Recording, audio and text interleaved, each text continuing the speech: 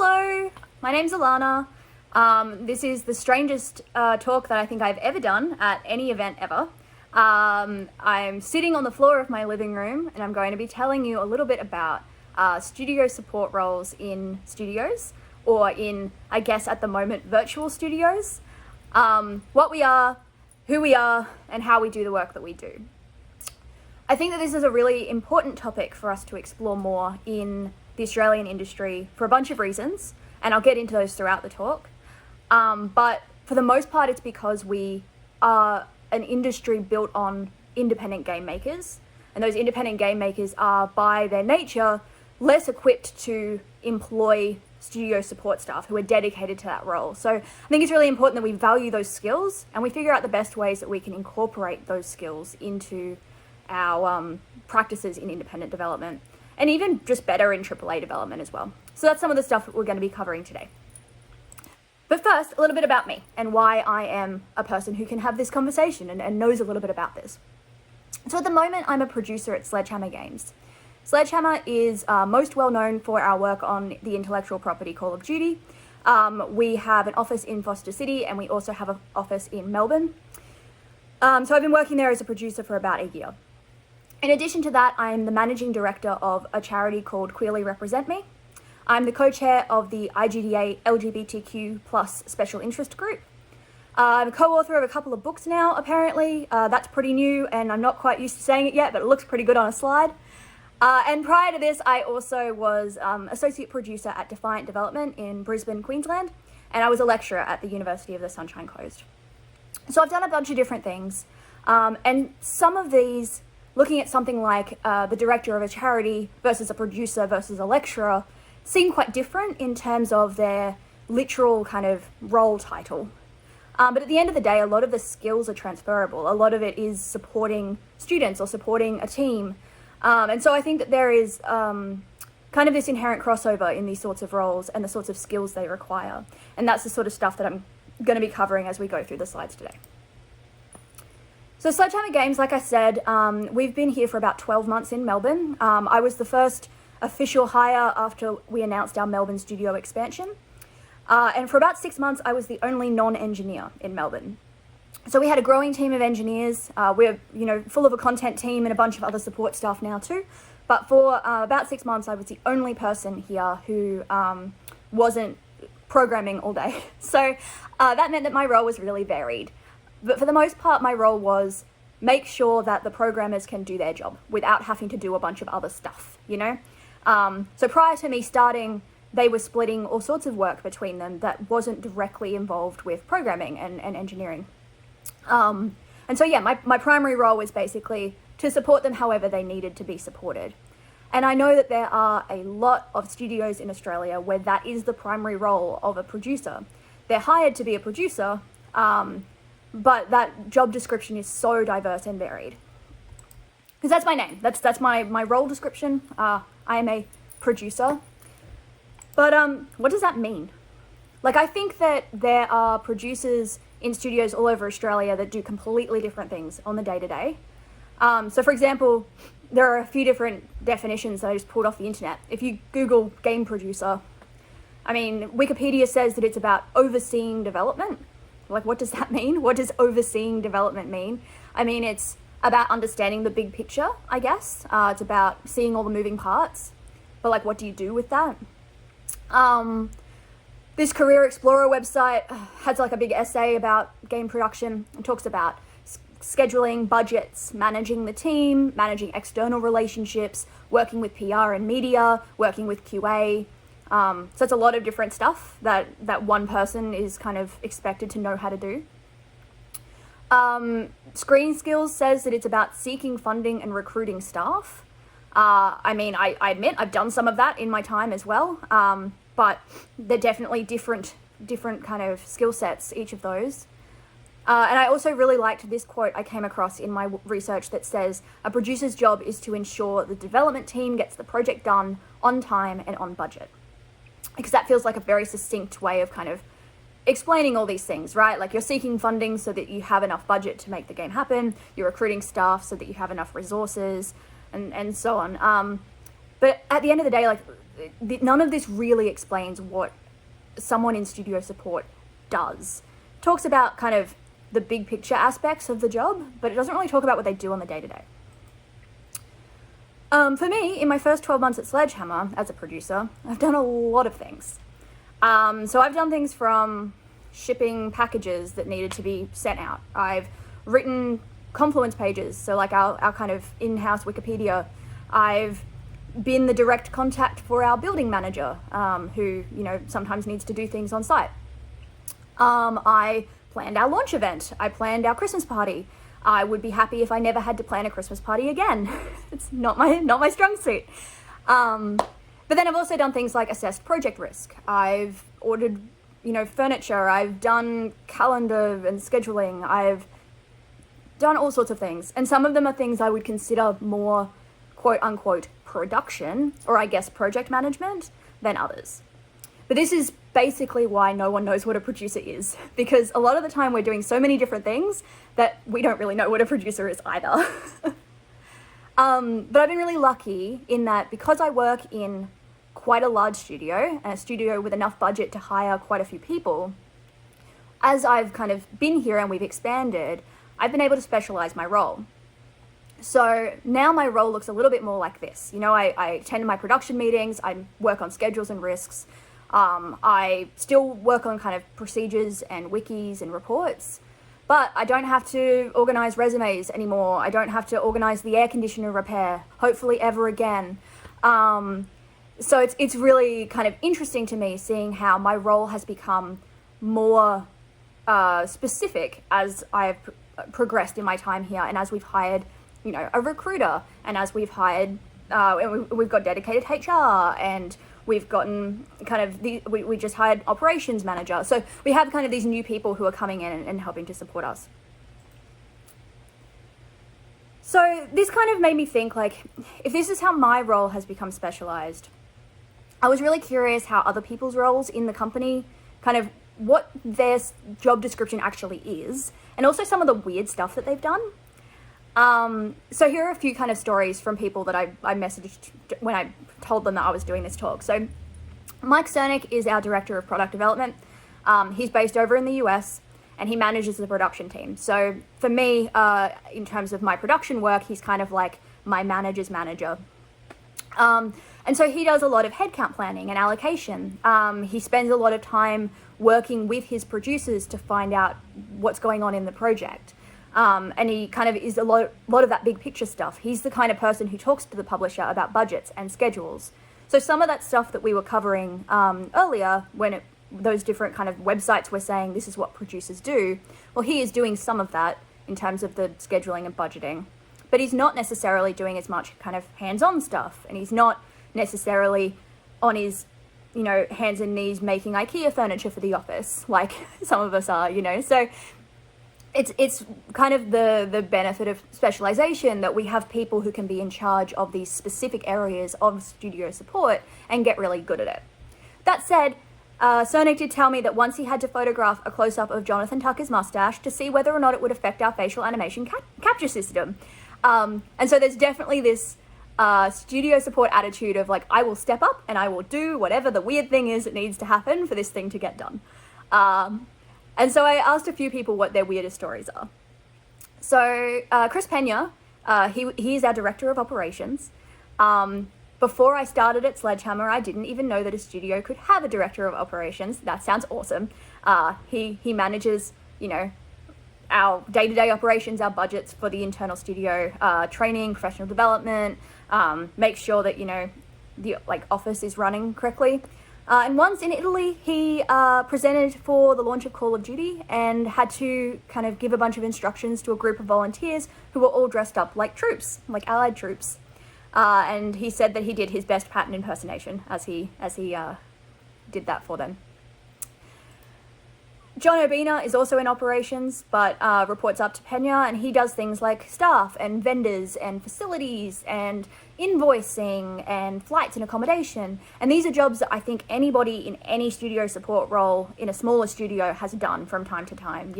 Someone has to do the invoicing, someone has to plan the events, someone has to book flights for people. Like if you're bringing in people for an interview, or if you're staff are going to an event, something like that, it's unusual for a studio to have a dedicated person doing that job.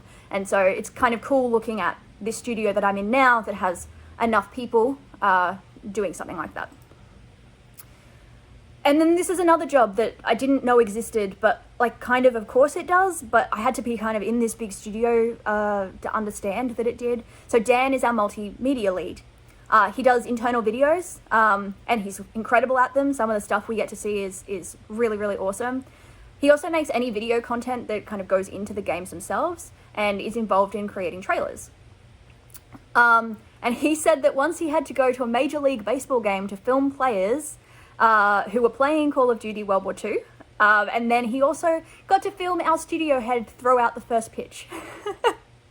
So again, every one of these studio support people has a weird story or two tucked away that they can pull out for something like this.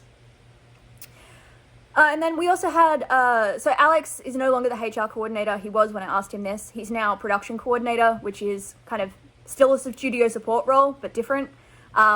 But when he was doing this, he did day-to-day HR responsibilities, but also a bunch of other weird things. So he used to help playtest sometimes, because he wasn't always hands-on on the game. He would like go and help playtest because he could give an unbiased view of content.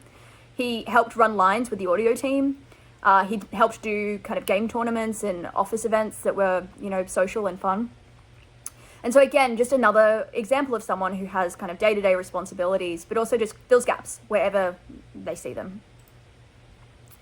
And then we have a bunch of other roles that I also didn't even know existed before I started here. So we have dedicated recruiters, which is awesome because at my previous role, I used to help email the people that we were trying to hire, and that's what I was doing here before we got our local recruiter as well, and I'm not good at it. It's a really dedicated skill set. We have a brand strategist. We also have people working in our media and PR department. We have administrative assistants and office administrators. And like I said before, we have production coordinators who are there to help producers and take on delegated tasks. Which again, like being from a studio that had one associate producer, who was me, the concept of having someone you could delegate tasks to is wild. And so there's this kind of incredible privilege that comes from the ability to specialize. There's this privilege that comes from having a studio big enough that you have enough people that you can actually give them really specific roles. Like I said, I'm not good at recruiting. A lot of people are. They're recruiters. It's what they do. But we're in this really privileged position where we can pick someone who is incredibly good at that skill set to do that job for us, while I get to do the things I'm good at, which I'd like to think is production. We also have people in HR that we can, get to do that job who are really good at it. And I think the benefit of that is you get to really start valuing these different skill sets. You don't just lump them all together into, oh, that's what like the producer does, or that's what the studio manager does, or whatever kind of weird conglomerate role name you give that thing is. But like I said, it's a privilege. Not everyone can do this. Not everyone has enough employees. Not everyone has enough money to be able to, hire specialized people. So according to some studies, no one quite knows how many studios we have in Australia. You talk to, people who are trying to kind of collate all the indie studios, and you get a number like 215 in 2018. That's going to be very different now, 2 years later, because it fluctuates so much. All the way down to maybe 71, which the 2018 GDAA studio found. And if you look at like the ABS data, which is based on, actual census collation, we have a number of 80 studios. But again, like, is that just kind of, it's probably just looking at people who do games all the time and they don't have a studio on the side, which I know a lot of people do because games is hard to get into. It's hard to get paid to do. But looking at the kind of collection of all of this data, we've learned that we have kind of somewhere between 6 and 9 employees per studio, something like that. There'll be a bunch with less, and there'll be a bunch with heaps more than that, but around 6 and 9. And if you have between 6 and 9 people, you very quickly fill that up with different things. So you have, you're probably going to have a programmer, you're probably going to have an artist, a writer, or designer, or both. You'll probably have a couple of programmers if you're kind of at that size. And so usually it's very easy for you to quickly get to the point where you have 0 or 1 producer, or support staff of some kind. And that's about what you kind of find out if you dig into these stats. So the weird thing with these stats is, this is from the GDAA 2018 survey. It looked at, it called game production roles like programming, art, design, and QA. And then it talked about non-game production roles. But neither of these categories actually talked about production, as in the role of production at all. So I don't have any stats on how many studios have producers because it wasn't in the survey. But in terms of these sorts of support roles, it says that 39.4% of studios have some sort of admin or accounting role. And it kind of goes lower from there, down to 5.6% with HR and 2.8% with data analysis. But just because these people don't have jobs in the studio doesn't mean that they don't have work that kind of would be assigned to them, right? Like, this work still exists. This work still needs to be done. And so you've got more than half of studios without any staff dedicated to studio support, but still have all that work that needs to get done somehow. So who's doing it? Well, in some cases, this gap is being filled by leads and directors who, you know, then have less capacity to actually make games. So, you know, you've got all of these instances out there where people are a director doing the admin and accounting and making sure their staff gets paid. And that takes time, and that takes, you know, time that they could be spending on making more games. Or in some cases, roles are just deemed unnecessary and no one's trained to do it, and it just kind of falls off the radar. And I point at HR there because I think it's really important that we remember that part of the reason that some of our that we keep getting these stories coming out about how people are mistreated in this industry or people have experienced harassment in this industry is because only 5.6% of studios have HR. And HR is supposed to be the kind of group of people that you can go to if you experience an issue like that. So in those, you know, 94% of studios, where do they go? How do they deal with those problems? And so basically this means that we have developers wearing multiple hats and taking on impossible workloads that results in self-exploitation, exhaustion, the instrumentation of social ties, which basically just means like taking advantage of your friends in the industry, not necessarily deliberately, but, you know, I think we've all asked for a favor, and this kind of leveraging of passion, right? We all love games, so let's just leverage that and undervalue kind of financially and socially these sorts of support roles and just expect them to happen. And it also, this study also says indie development replicates the mainstream industry's worst issues in the name of creative autonomy. And I think that we've all looked at parts of the kind of wider games industry, and we've looked at parts of these big studios and criticized the ways that they treat their workers or the ways that they kind of manage their workloads or whatever. And a lot of indie development's passion comes from, we don't want to do that. We want to be, you know, we want to look after each other and be flexible and have creative autonomy and so on. But by wearing multiple hats and taking on all this extra workload, they're kind of just creating their own version of crunch, like a different version, but still one that is just as exhausting. And it comes from this idea that anybody could do studio support work. And so you can just add that to your load, you know, anyone can do this. So just add that on there. But it's not easy for everyone to just do it. It's actually work. And so adding an extra 10% or 20% onto your existing workload is doing 120%. And so, I mean, this lack of value comes from a bunch of stereotypes, right? Producers are stereotyped as these suits that don't make anything, that don't have any real skills, that are just there to kind of do support. Everyone can do it. It doesn't require training. They're, you know, corporate people, and they crush your creative dreams because they tell you that they're out of scope. You know, there's this weird attitude toward kind of the concept of production in some studios. And this paper refers to the Producers Association with Soulless Corporate Suits, which I love. It's like, what a strange concept, right? I don't feel like a soulless corporate suit. I don't think I've worn a suit in my life.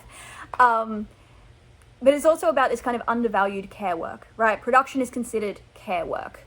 It's about looking after each other. It's about looking after the team. It's about looking after the studio and the game. And care work is underappreciated, undervalued. And there is a gendered issue to this. And for anyone who knows me, you would know that I couldn't do a talk without talking about the gendered issues that go with every concept ever. But in this particular instance, you've got this idea that men are more likely, and this study referred to men being more likely to do creative and technical roles, by which they meant design, art, and programming. And that women are more likely to work in production, marketing, public relations, and HR. I mean, I will say immediately that as a woman who works in production, my job is both creative and technical every day. There are a bunch of things that I need to be able to do that I would consider both creative and technical, but that's neither here nor there. And non-binary folks weren't included in this study at all. So looking at kind of just what men and women are stereotyped to be doing or expected to be doing or whatever, you're immediately seeing that roles like programming, design, and art are being more valued, which means the roles that men are more likely to do are being more valued. And you start to think, like, what comes first, right? Are we valuing these roles more because they're the roles men are more likely to do? Or are we valuing these roles more and so men are gravitating towards them because they want to be in the valued roles? It's, again, kind of neither here nor there, but it's worth just pondering a little bit. Because, you know, we've had these stereotypes for ages, right? Work that's associated with being feminine is usually valued less, both financially and intrinsically. You do a Google search for doctor, you get pictures of men. You do a Google search for nurse, you get pictures of women. Doctors are considered these kind of prestigious figures, and nurses are considered, you know, caregivers and are treated with a little bit less of that prestige. And that's changing, but you see that sort of stuff time and again. And these sorts of assumptions are led by these stereotypes that women are more caring and supportive and nurturing, that women are better at communicating and better at organizing things. And these are some of the traits that you need to be able to be a good support staff worker, right? You need to be good at caring for your team and supporting them and looking after them and making sure they're thriving. You need to be able to communicate yourself well and communicate your ideas and your plan. You need to be organized. If I wasn't organized, then my job would be impossible, right? I need to be able to keep track of everything. These aren't inherently female traits. These aren't things that I'm better at just because I'm a woman. But there's this association with that makes it seem like a woman's job or like this kind of feminine work. And because of the lack of value that is given to these sorts of tasks, this sort of studio support work is then undervalued, and it's just kind of redistributed randomly, or it's given to assisting team members as part of their existing workload and not given extra money or value, or it's just completely neglected, like we've said. But your team needs support, right? And the only way your team can get support is if your team has people dedicated to supporting them and who knows how to do that well. Studio support is a dedicated role. It's a dedicated skill set. It's something that you train to do. It's something that I try and get better at every day, and that takes work. And I only have the capacity to do that work because I am dedicated support staff. So if your team needs support, the best way to get it is to pay for it. Again, I know that not everyone has the budget or the headcount for a bunch of studio support workers, right? Like, I'm saying that studios in Australia have an average of 6 to 9 people in them. We have more than that in our studio of support workers, just support workers, right? But we also have a significantly larger number of people that we're looking after. So it is possible to support your studio appropriately with fewer people doing that role. But as much as possible, you should be trying to get people with specialized skills doing support work and understanding that one person is not necessarily going to have every single specialized skill that you need to be able to do HR, production, project management, recruitment, funding allocation, and pitching, and all of these different things that are considered support, like community work, like community support on social media, and all of these are specialized skills, right? You can do an entire degree in how to be good at social media, so you shouldn't just expect one person to come in and be good at that and like 10 other things. If your budget requires one studio support member to do multiple jobs, it's really important that you make that explicit, both to them once, you know, they're working with you and you can kind of make their role really clear, but also just while you're hiring them. You don't want somebody coming into a production job and then realizing that 20% of their time is going to be actually dedicated to game production and the rest of it is going to be to do with social media or answering questions on forums or, I don't know, any number of these things that we've talked about today. If you expect your team members to take on production tasks in addition to their normal role or other support tasks, you should pay to train them. Don't just expect a lead to magically know how to do production work because it undervalues production work. It's a specialty skill. So pay for them to train in it. Allocate actual time for them to be doing that work and pay them for it. Pay them extra, right? Like if you're expecting them to put extra time and effort and expertise into your business, pay them more. And I know that that sucks and I know that that's hard, but it is a lot cheaper to pay an individual a little bit more to do that extra work that you're asking for than to pay a whole nother person. So if you're trying to make a decision based on budget and you don't have the budget to hire another person, at least pay the individuals you're redistributing work to more so that they can kind of be valued for that extra work. When you're advertising for studio support, actually advertise for the role you're looking for. Like I said, you don't want someone coming into an interview thinking they're looking at a production role and then finding out they're actually looking at a hybrid support role that also involves 50 other things. Like I said, I promise you, not every producer who is, you know, pretty organized just at work is very good at organizing a Christmas party. I'm bad at it. Don't assume. So make sure you're actually advertising for what you're looking for.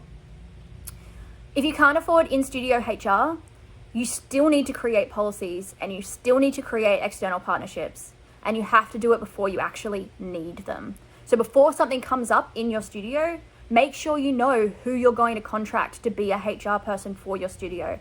Make sure that you know what the policies are so you can, you know, escalate if someone breaks them.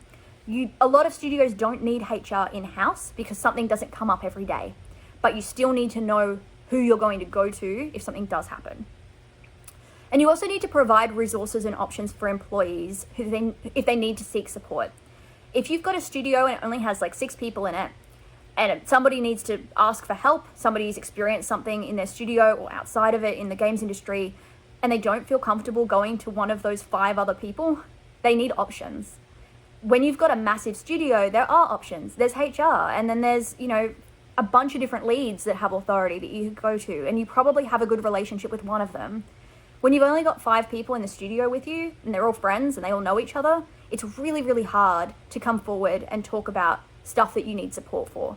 So make sure that you are creating those opportunities and clearly saying, we're okay if you need to go and talk to this person or this helpline or do this thing. You know, open the door and make it okay. These are just some of the things that you can do if your studio isn't able to hire a bunch of support workers. Because, of course, like, I get it. I've been in this industry for long enough to see that I am in an incredibly lucky and privileged position in the studio that I'm in right now. And it's only kind of been by being in that position that I see just how many different roles we have been able to fill and how great each of those individual people is at those things that they're doing and that they've specialized and trained in. But there are ways that you can help your team get a little bit better at those different things as well. And the first thing is just to value this work and understand that it's important. If you care about your team will care about you. Your team will care about the work that you're doing, the game that you're making, the people in your studio. But you have to show your team that you respect them, that you support them, that you want to look after them. And there are a bunch of different ways to do that. You don't need to hire specific people to do every version of that. You can, and if you can, do it, but the number one thing is making sure that you show your team that you care about them, and in return they'll care significantly more about you. And that's the takeaway, right? Figure out the best ways to support your team. That's what I want you to take away from this today. If you have any questions for me, I'm around. Feel free to reach out. My Twitter handle is on the slide, so feel free to send me a message. But otherwise, look after your team, and I hope you and them are well in these extremely weird times. Thanks.